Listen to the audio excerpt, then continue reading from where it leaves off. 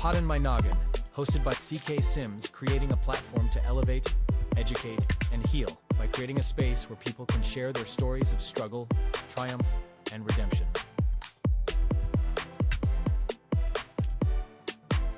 CKS Media.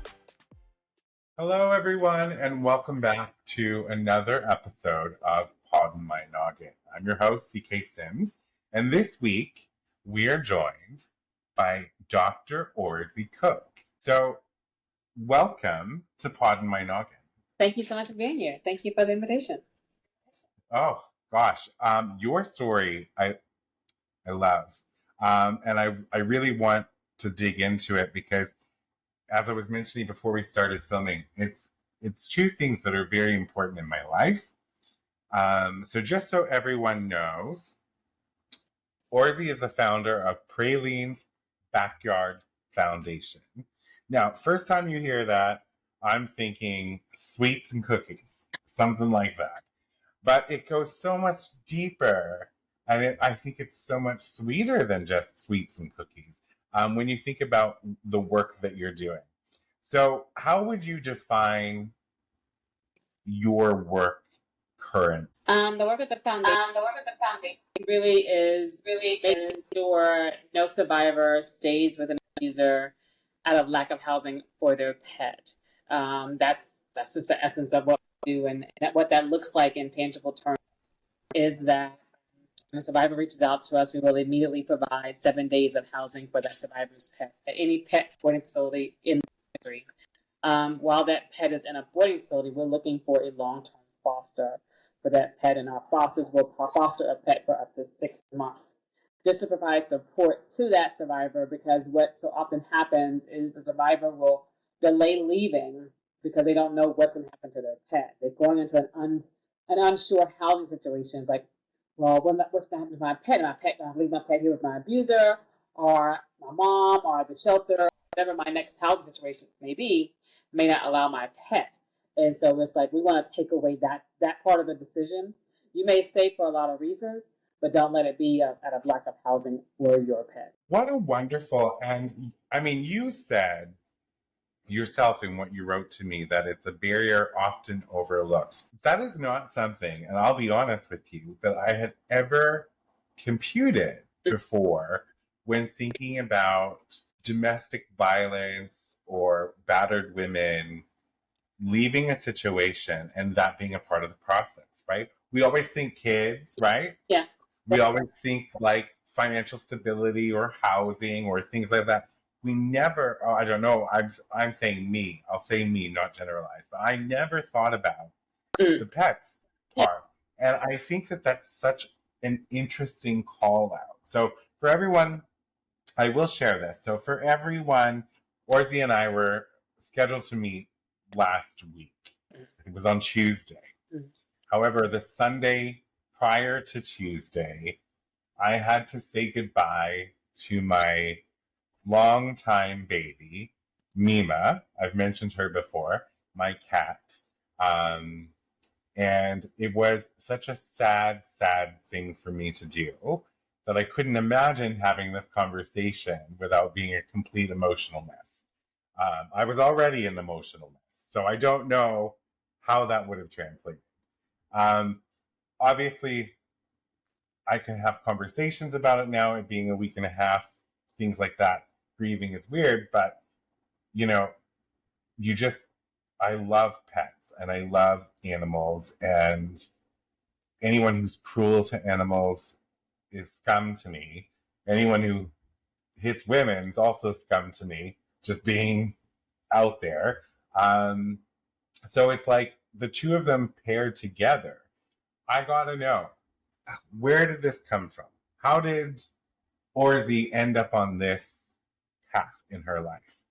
Well, unfortunately, I had a lived experience with violence growing up. My father used to abuse my mother, so that was my first experience with it.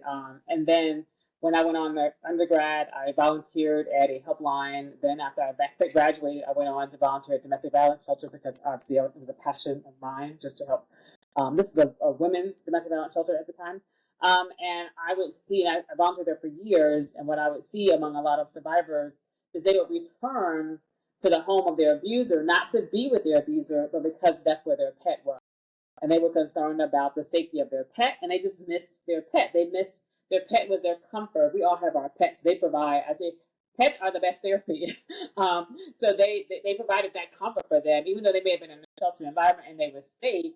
They felt, they weren't completely whole because they were worried about their pet. They couldn't heal because they were too concerned about their pet. So what happened is they would return back to the home of their abuser because they wanted to be with their pet. And I didn't have the knowledge of how to stop that from happening. This was like over 20 years ago. And then I didn't know how to fix that problem. I was like, that's something's wrong with that they're going back to this house with the abuser, not because they want to, but they want to be with their pet. I was like, I just knew that something was wrong. And then after I stopped volunteering at the domestic violence shelter, I went on to volunteer at the Humane Society. And I volunteered there up until COVID. And what I see there was survivors would come and relinquish ownership of their pet because they were moving into a housing situation that didn't allow. They were moving in with their mom, their dad, a friend, whomever, and they didn't allow for pets, or maybe the person was allergic, different scenarios, but they were moving into an unstable housing situation. They did not allow pets. They didn't want to give up their pet, but that was a responsible thing to do in a sense. Like, I don't have housing. I don't want to leave my pet with my abuser because they may hurt the pets. Let me do this to give my pet away. And that's the responsible thing to do. But again, they do not want to give ownership. They don't want to give up their pet, but they're having to do so because of the situation. And then in the midst of COVID, I saw domestic violence rates increasing. And I know, again, this is an issue. And then it just came to me that, and at the same time, I'm going to say this, I was opening up a dog walk business here in Atlanta. And I knew that I wanted to do something to give back to my community. And so I built the foundation alongside my business. And so I was like, this is what my business is going to do. We're going to support survivors and their pets as part of our business model. And then that's kind of how it's built. That's fantastic. I think, and so, like, current day, you're connected. Like, people are using your foundation. Like, what's your sort of like turnover rate? How does it work? Like, someone calls? Mm-hmm. I get calls every day. I'll say on average we get about 10 calls a day at any one time, helping about 30 survivors. Is at in various capacities. We're either providing housing for their pet, or providing housing through a pet boarding facility, or we are providing a foster for that pet. So it's about 30 a month. They'll come in and out or cycle out, however that works. And then that's what we handle every day. We get referrals from domestic violence shelters, the National Domestic Violence Hotline, various resources that are aware of our services. So if somebody ever is reaching out to this podcast, they can go to our website, pralineBackyardFoundation.org. On that heading, it says for survivors. There is a page there. We actually provide all the information about your pet. And then with that initiates a call out to all the fosters in whatever that area that the survivor says they are. And then we'll contact that survivor to say immediate housing for your pet. And if they do, we'll say, let's find a pet boarding facility in your area. They'll take that pet there. We'll pay for the housing. While that pet is housed there, we will provide, we'll be looking for a foster for the longer term. But let me also make a caveat to that. People call us also wanting to know what resources are available when they leave a domestic violence situation. So not every phone call is saying they're ready to leave. But what they're doing is trying to assess what resources are available to them when they do leave. And that's why I tell people all the time, it's so important to become a foster. I can't tell you you're going to be a foster tomorrow.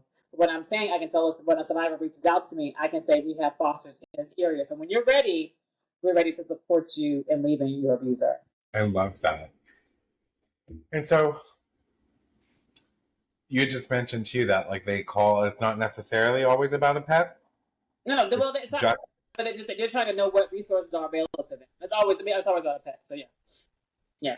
Okay. That's pretty standard that people know that we're supporting survivors and their pets. So where are you located? Like what city? I'm in Atlanta, Georgia. However, we can support a survivor anywhere in the United States. Okay, hold on. So you have like, okay. I did not know this. All right. So wait, now hold up. So everybody listening. So you're in Atlanta, Georgia, but you have fosters all throughout the United States? Correct. We have a network we have a relationship with Duper.com. Duper.com provides us a resource. We are connected with them. They provide us fosters around the country. Dubert provides resources and processes for all nonprofits throughout the U.S. They provide for your local humane society in your town, in your city, rather, that they connected with Dubert, because there's like hundreds of thousands of fosters that use this network. Someone could say, like, you just lost your pet, unfortunately, and you may want to do a foster. Like, you want to ease into maybe getting a pet, right? Your next pet, and so you want to foster. So you'll sign up with Dubert to say, I would like to foster a pet. And with us, that's what we go with Praline's Backyard Foundation. There's no foster fail. Our goal is to get the pet back to the survivor. There's no failing with us. We are going to return that pet to the survivor. So that's how we're able to work in partnership with Dubert.com, because we can also, for a pet boarding facility, I can call any city in this country as a pet boarding facility, right? Pet boarding is a billion-dollar industry in the U.S. So I can call that boarding facility and say, "Hi, can I provide housing for 7 days for this person?" I don't need that pet boarding facility to know what's going on with that survivor. I just need to know whether or not you have space for a survivor's pet or for a person's pet. They'll say yes. If they're booked, which has never happened, I would call somebody else. So essentially, I'm able to provide housing for a survivor's pet, because there's a pet boarding facility in every city in this country, relatively. Maybe in a small town, but there's a town over. But isn't that expensive? Boarding is expensive, so yes, we take donations. Exactly. So definitely. I was gonna say, I'm like, yeah, you get really expensive very quick. Yes, and so it ranges from $40 to $100. We had a really high bill in California because I learned a lot. Like there's a lot of upselling, and so because a lot of times survivors this is what happens. A lot of survivors do not have the vaccination records of their pet. That's why I always encourage people to have your vaccination records. Have a go bag for your pet that includes your vaccination. Even you, not me, you and I. Like, I went on a vacation this weekend with my dog for the last few days. I made sure I packed her vaccination record with me because anything could happen, and I want to make sure that I'm able to provide her what she needs. Because when I put a pet in a pet boarding facility or with a pet foster, that pet needs to be up to date on their vaccinations. I cannot put a pet in a pet boarding facility or with a foster who has not been properly vaccinated. So sometimes that is an added expense to the housing of the survivor pet. And also sometimes the survivor does not have their food for their pet. So it means I have to pay for the food at that pet boarding facility for that survivor's pet. So there are different things of how that cost does escalate. However, I encourage people definitely donate. Contact your pet boarding facility and ask them to partner with us, because I believe in partnership. Many hands make light work. I cannot do this alone. I have not done this alone. I've done it with the support of hundreds of pet boarding facilities across this country, but thousands of people who've donated to us. And I continue to ask people to continue to donate. I'm thankful for our monthly donors. So definitely this is a group effort. Definitely not doing it alone. And so if people wanted to donate, can they do that through the website? Yes, there's a link that says donate. Just click that link. It takes you to PayPal, and it comes directly to us. All right. So y'all that's listening, got to head over there and donate. It's weird for me because I'm still it's just something I never thought about. And yeah, like to me, I just, but like now that we're having this conversation and I think about it, it makes perfect sense. Like, you know what I mean? Like, you want to make sure your pet's okay. Yeah. And yeah, there's so many people out there who are not for animals, and so many housing situations that are like no animals allowed. All of these different situations where an animal could be left behind, but you're sort of bridging that gap and giving hope, right? Like, and giving time. Yeah, it's time, and definitely, I tell people all the time, part of supporting a survivor is they want to know what resources are available to them. And for example, if you're leaving an abusive relationship, and you really have gone through trauma, you've gone through a level of trauma that needs healing. Sometimes, like, if you've ever been sick or you've ever just gone through an emotional relationship, you really don't feel like taking care of your pet. Not in a bad, not that you don't love this pet, not that all those things, but sometimes you need a moment to take care of yourself. And because of that, we want to make sure we provide that support to a survivor. And one way we can support them is by providing housing for their pet. So yeah, and you mentioned something earlier. People go through a lot of different housing situations. I had a housing situation yesterday with a survivor where the place where they wanted to go live, they was pet friendly. However, they wanted to see the pet first, which was I'm still working this through because the pet is with a foster, right? And so that the house, the landlord, they want to see the pet. And so that means I got to get this pet from this foster situation, have the survivor take the pet to this new landlord. Then the landlord can say, oh, the pet's okay, the pet's not okay. Then get the pet back to the foster. So I'm really trying to see how to work that. But it's just like, there's a lot of barriers to supporting survivors and really supporting people that have housing uncertainty, because we have all these barriers. Because it's like they have a pet and the landlord wants to see the pet. I've never heard of this, but I'm learning because I've looked on different another service agency. They told me it's becoming a standard that landlords want to see the person's pet before they move in, because I don't know. I told people like Praline, my dog, with Foundation's name that pet. She's very nice upon meeting her, but she can tear up some stuff too. So just you meeting her would not tell you when she would tear up something. So Absolutely. I don't know if people ask that, but so I'm dealing with that situation now with a survivor. It's like I don't know how to handle it, but I'm working through it. Yeah, that's really interesting. We're gonna go to break real quick. Okay. We'll be right back, everybody. Life in Stitches by CK Sims. Available for purchase in paperback and ebook on all major platforms.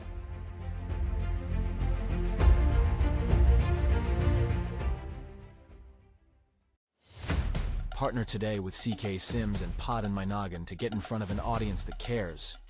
You will be supporting mental health stories, tales of resilience, and uplifting content, aligning your brand with bringing goodness, authenticity, and kindness front and center.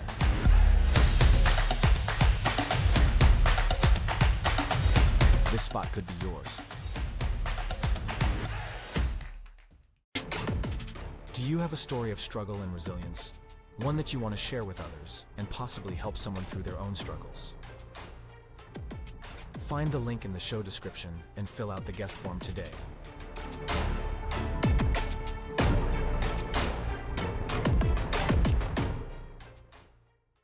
Hey everybody, and welcome back to Poddin My Noggin. We are talking to Orazie Cook, Dr. Orazie Cook. She is the founder of Praline's Backyard Foundation. And before the break, we were talking about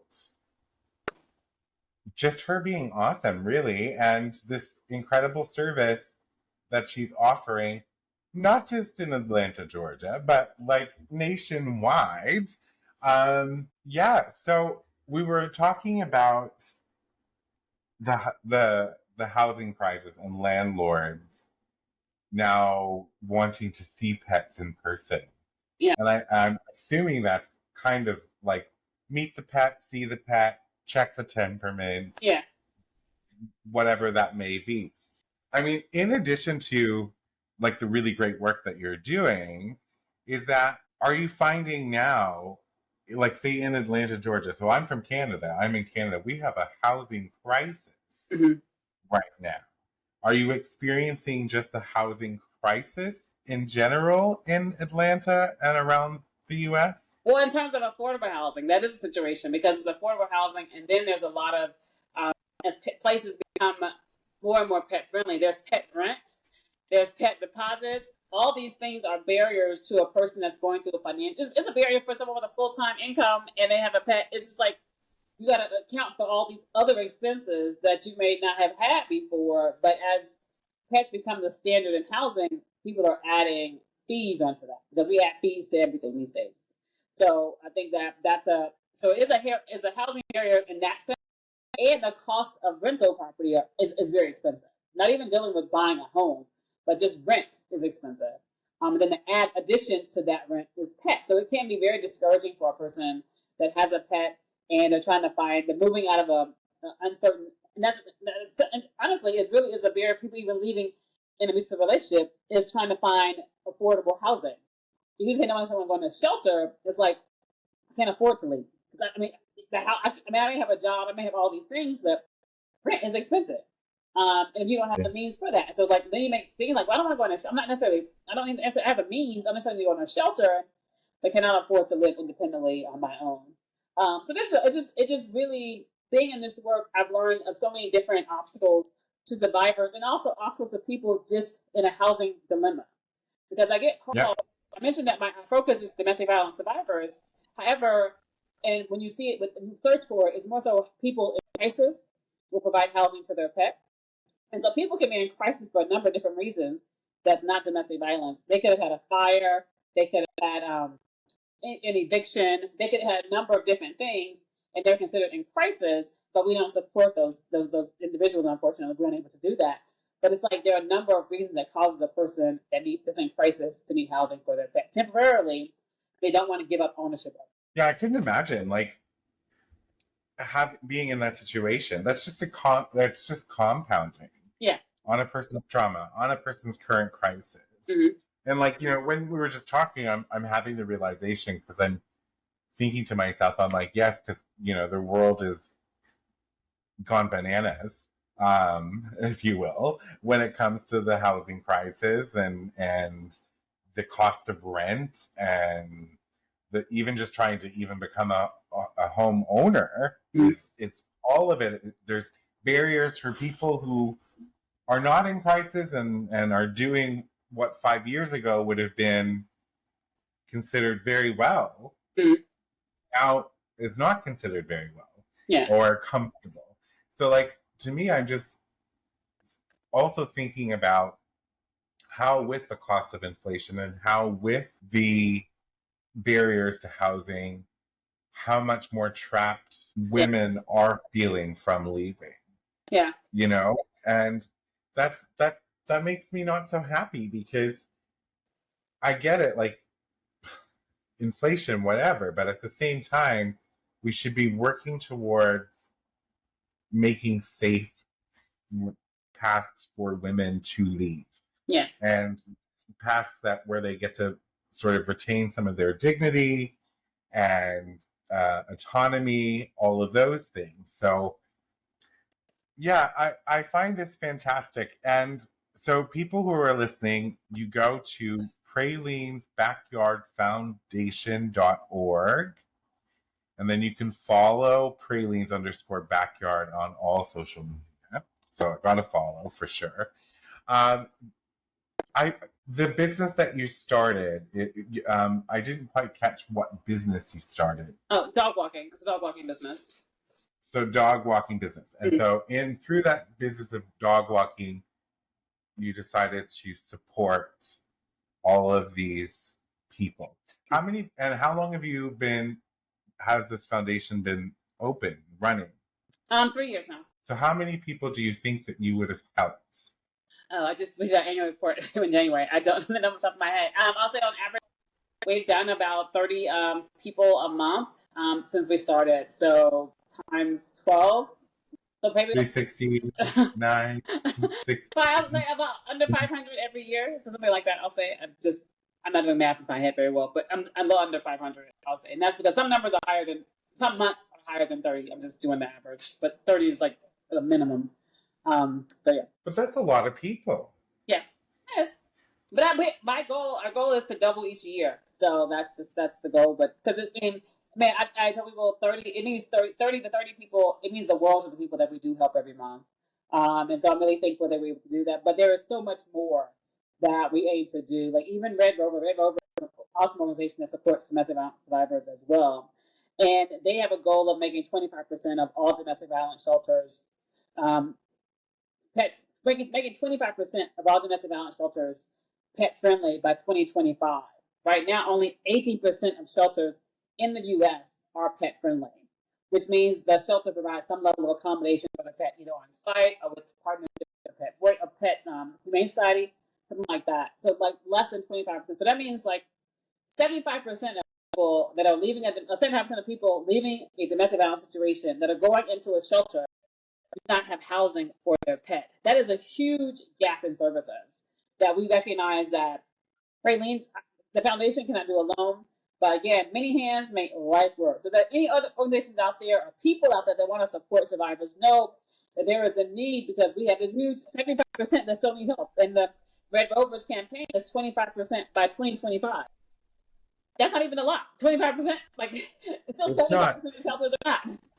So, yeah. And while I don't want to generalize, I do consider myself to be a relatively in touch, woke, and sort of um, up on the times type individual, right? Like I like to read, I like to know statistics and all of those things. So I think you're doing two things here, right? I think that you are creating a safe space for animals to go to while domestic abuse or domestic violence victims are getting themselves situated and sorted out and healing and tending to themselves.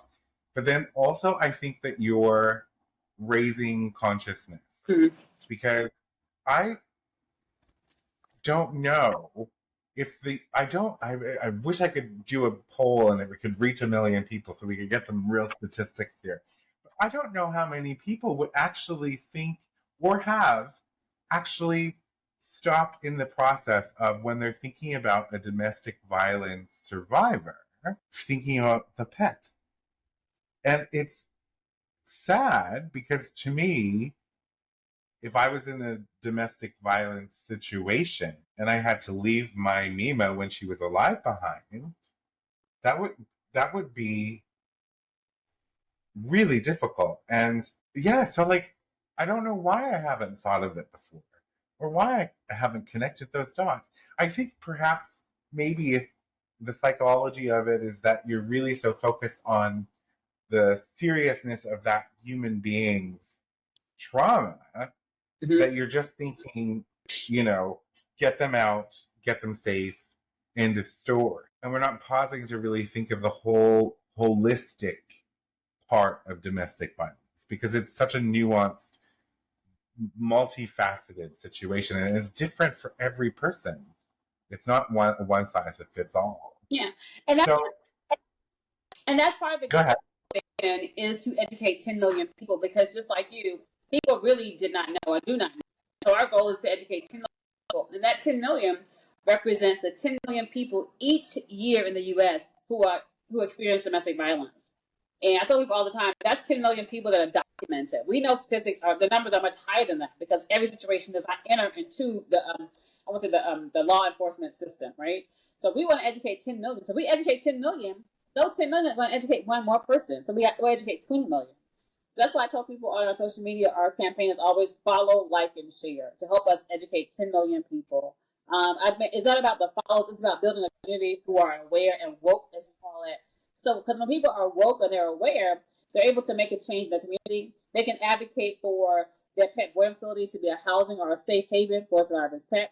They can become a volunteer at a local domestic shelter or humane society. They can foster a survivor's pet. We all have a role to play, and it's on our area and our comfort, our availability. So everyone can like, follow, and share. While you're like scrolling, like, follow, and share to help educate one more person. And I love that too because I think that that's really interesting that you broke that down that way because you don't have to be directly involved with domestic violence to assist or aid those in domestic violence. Yeah. You can help in so many different ways that are just not. I love the saying that you repeated a couple times, many hands make light work, right? Yeah. So like, I feel like for anybody listening, you have to go find Praline's _backyard. First off, number one, okay?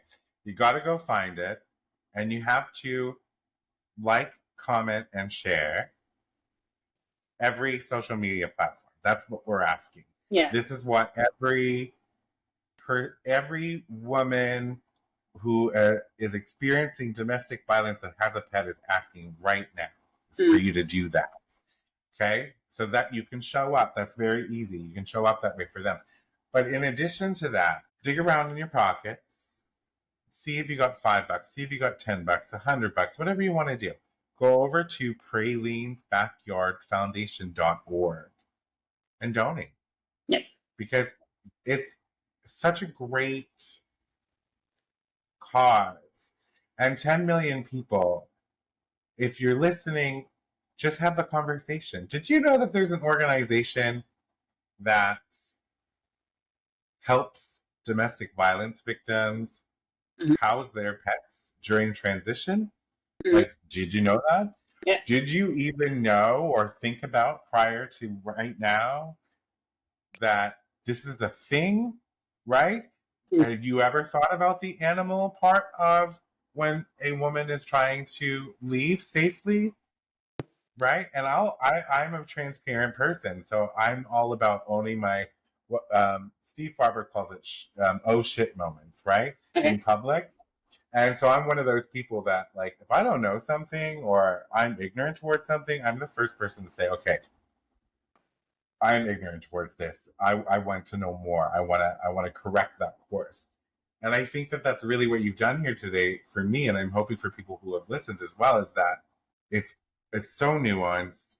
There are animals, and I love animals. Let's protect the animals. Let's help Orazie with their nationwide network of fosters. Yes. And kennels. Mm-hmm. Right? Protect animals, and also just not secondary wound trauma survivors. Yeah. Right? That's the other part. Their housing and getting them back. So what's next for you and the organization? Well, our goal over the next 2 years is to raise funds to help develop an app so that a survivor can go into this app, self-identify, say they need housing for their pet, and different social service agencies can support them. And one of the Praline's Backyard Foundation, they say that I have a pet, I need housing for my pet. Then we can say, okay, then we can have pet board facilities that have access to the app and say, hey, yeah, we can house the survivor's pet. And then we have a fosters that can access this app as well. And they say, oh, I live close to this. I still live in this area where the survivor is asking for assistance. I want to sign up to be a foster for the survivor's pet. I just want to create an app that allows everyone to succinctly support the survivor and what they need is. So that's our goal over the next 2 years. Yeah. I love that. Any app developers out there, please reach out. We want to provide some services. There you go. That's another way you can support. Yeah. Is developers, programmers, design, UX, all of that sort of thing. Yes. Reach out, support, help a good cause. Definitely. Orazie, thank you so much for coming on today. Thank you. I really, really appreciate it. Atlanta, Georgia, I've never been. I want to visit. Absolutely. And you seem like a very upbeat, just lovely person. And you're just doing great work. Thank you. Right? So I think, I hope that you have continued success. I'm going to like, comment, and share once we finish out this evening. For me, I guess it's this evening for you as well now, right? You're Central? I'm Eastern. Yes. Oh, you're Eastern. Right. I'm bad at geography. Not going to lie. I thought you were over further, but okay.